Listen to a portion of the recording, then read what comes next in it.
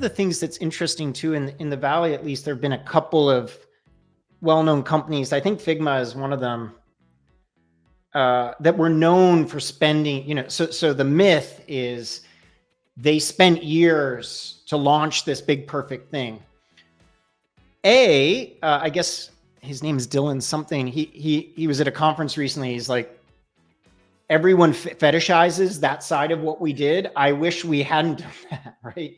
But the other thing which was interesting is often those companies have design partners for those 3 years that they're basically building for 10, 20, 30, 40 companies.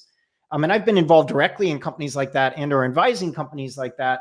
And so I think that this skews the logic people have. They look at some of these big releases or very polished products that are celebrated for being that polished and get a lot of critical acclaim for being that polished. Yet at the same time, you're not seeing behind the scenes. Like, you're not seeing them working with those design partners over potentially quarters or years to be able to do that.